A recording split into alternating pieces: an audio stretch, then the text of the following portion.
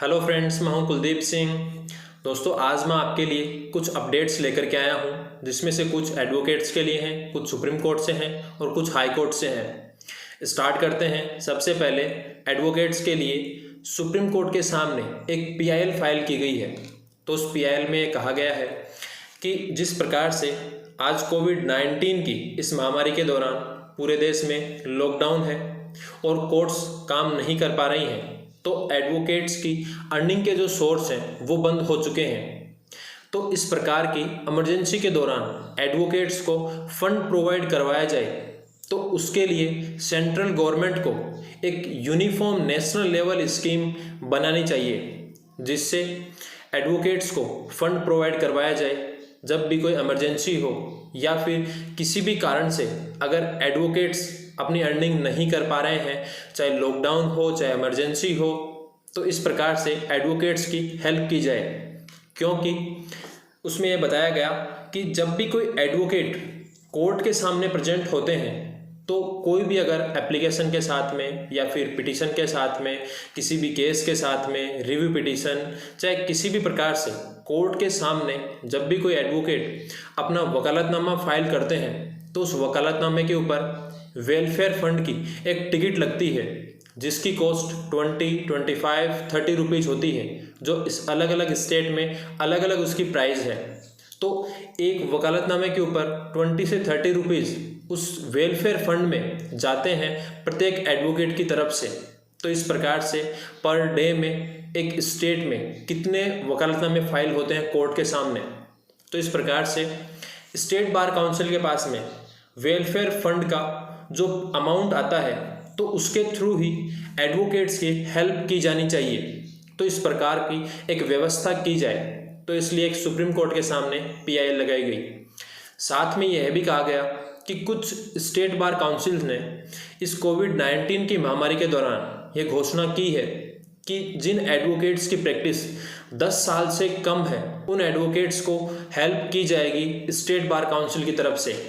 तो ये भी गलत है, क्योंकि कई बार ऐसा भी होता है कि जिन एडवोकेट्स की प्रैक्टिस 10 ईयर्स से अधिक है, फिर भी वो फाइनेंशियली स्टेबल नहीं है, तो क्या उन एडवोकेट्स को फाइनेंशियल हेल्प प्रोवाइड नहीं करवाई जानी चाहिए। इसके अलावा उसमें कहा गया कि कुछ स्टेट बार काउंसिल्स ने यह कहा है कि जो एडवोकेट्स इनकम टैक्स पे करते हैं, तो उन्हें कोई भी रिलीफ प्रोवाइड नहीं करवाई जाएगी स्टेट बार काउंसिल की तरफ से। तो वो भी गलत है, क्योंकि जब कोई एडवोकेट अगर इनकम टैक्स पे कर रहा है, तो क्या वो एडवोकेट वेलफेयर फंड की टिकट नहीं लगाता है अपने वकालतनामे के ऊपर? क्या वो वेलफेयर फंड में अपना योगदान नहीं दे रहा है? तो क्या उसे इस इमरजेंसी के दौरान अमाउंट नहीं दिया जाना चाहिए? और इसके अलावा एक यह भी कहा गया कि कुछ स्टेट बार काउंसिल्स ने एक यह योजना बनाई है कि केवल एक बार ही एडवोकेट्स को फाइनेंशियल हेल्प प्रोवाइड करवाई जाएगी। तो वो भी गलत है, क्योंकि जब भी कोई इमरजेंसी हो देश में, तो उस समय एडवोकेट्स की अर्निंग पर अगर कोई इफेक्ट आता है, तो फिर उन्हें फाइनेंशियली हेल्प प्रोवाइड करवाई जानी चाहिए। तो इस प्रकार की एक स्कीम बनाई जाए, तो उसको लेकर के सुप्रीम कोर्ट के सामने अब एक पीआईएल लगाई गई है। अब देखना यह है कि सुप्रीम कोर्ट के द्वारा सुनवाई के बाद में इस पर क्या फैसला दिया जाता है। दोस्तों, इसके अलावा सेकंड अपडेट ये है कि 2 दिन पहले ही मैंने एक वीडियो बनाया था और उसमें आपको बताया था कि राजस्थान हाईकोर्ट के सामने बेल के लिए एक एप्लीकेशन लगाई गई, जिसके ऊपर आर्ग्यूमेंट करते समय एडवोकेट इनअप्रोप्रिएट प्रेजेंट हुए वीडियो कॉन्फ्रेंसिंग में, और वो केवल बनियान में बैठ कर के ही जज साहब से आर्ग्यूमेंट करने लगे।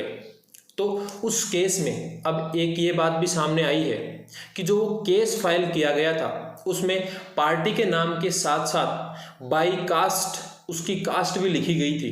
तो ये इमेज आप देख सकते हैं। तो इस प्रकार से जब कास्ट लिखी गई, तो हाई कोर्ट का जो आदेश था कि इस केस में डेट दी जाती है, क्योंकि एडवोकेट इनअप्रोप्रिएट पेश हुए हैं कोर्ट के सामने। तो उस आदेश में भी कोर्ट के द्वारा पार्टी के नाम के आगे बाई कास्ट और उसकी कास्ट लिखी गई। तो उसके बाद में जब विवाद खड़ा हुआ, तो राजस्थान हाईकोर्ट ने आज ये क्लियर कर दिया कि अब कोई भी पर्सन जब भी कोई पिटीशन फाइल करेगा, तो उस पिटीशन में अपने नाम के आगे बाई कास्ट नहीं लिखेगा, क्योंकि लॉ में और कॉन्स्टिट्यूशन में ऐसा कोई प्रोविज़न नहीं है कि कोई पर्सन बेनिफिट लेने के लिए या फिर किसी भी तरीके से अपनी कास्ट बताए या फिर दूसरे के सामने अपने आप को उस तरीके से रिप्रेजेंट करे ताकि उसे कुछ बेनिफिट हो सके। तो लॉ में कोई ऐसा प्रोविज़न नहीं होने के कारण कोई भी पर्सन अपनी कास्ट केस के टाइटल के आगे नहीं लिखेगा। तो ये आदेश जारी कर दिया है राजस्थान हाई कोर्ट ने। दोस्तों इसके अलावा एक अपडेट ये है कि सुप्रीम कोर्ट में काम करने वाला एक 4th class employ corona positive पाया गया है। तो वो पर्सन लास्ट टाइम 16 अप्रैल को सुप्रीम कोर्ट में प्रेजेंट हुआ था।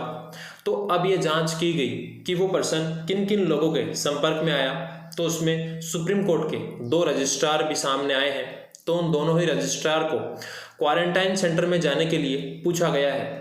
इसके अलावा उस 4th क्लास एम्प्लॉय को गवर्नमेंट हॉस्पिटल में ट्रीटमेंट के लिए भेज दिया गया है और उसके फैमिली मेंबर्स की भी जांच की जा रही है और उन्हें होम क्वारंटाइन के लिए आदेश दिए गए हैं। इसके अलावा एक अपडेट ये भी है कि मध्य प्रदेश हाई कोर्ट की इंदौर बेंच में रजिस्ट्री ऑफिस में काम करने वाला एक एम्प्लॉय कोरोना पॉजिटिव पाया गया है। तो उसके बाद में इंदौर बेंच को 3 मई तक बंद करने के आदेश दे दिए गए हैं, क्योंकि दोस्तों इंदौर में पहले से ही कोरोना पॉजिटिव लोगों की संख्या बहुत अधिक है। तो इसलिए अब ये आदेश दे दिए गए कि ऑनलाइन वीडियो कॉन्फ्रेंसिंग के माध्यम से भी केसेज की सुनवाई नहीं होगी इंदौर हाई कोर्ट बेंच के द्वारा।